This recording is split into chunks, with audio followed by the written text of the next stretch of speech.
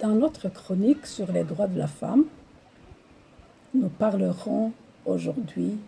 des actes de l'état civil, objet du titre 4 du Code des personnes et de la famille, dans le même but d'informer,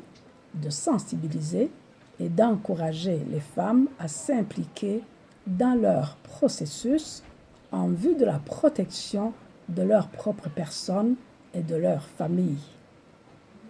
Bien souvent, nous accomplissons des formalités sans en saisir toute l'importance pour nous-mêmes, pour les nôtres et pour le pays. Pour nous-mêmes, les actes de l'état civil, dont les principaux sont les actes de naissance, les actes de mariage, les actes de décès, sont un ensemble d'éléments permettant d'identifier qui nous sommes, qui sont nos parents, où nous habitons, si nous sommes mariés, divorcés, veufs, etc. Pour le pays, les actes de l'état civil sont un moyen par lequel il est procédé à l'enregistrement continu et exhaustif des naissances, des décès et de la situation maritale de ses habitants. C'est comme un recensement continu et donc un élément de planification du développement du pays.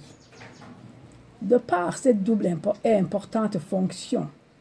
les actes de l'état civil sont des écrits à caractère authentique,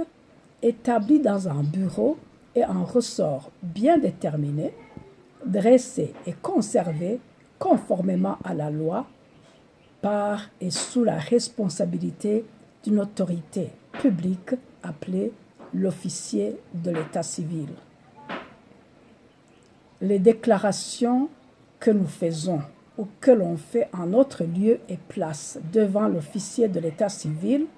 ne peuvent donc pas être de simples formalités que nous déléguons aveuglément. Assurons-nous nous-mêmes de leur contenu, de leur exactitude, en faisant procéder s'il le faut aux rectifications, annulations et modifications si nécessaire. En outre, les déclarations en vue de l'établissement des actes de l'état civil constituent un devoir citoyen et une obligation légale dont le retard, la fraude ou l'opposition à leur établissement et leurs preuves sont réprimés par la loi. Il est donc impérieux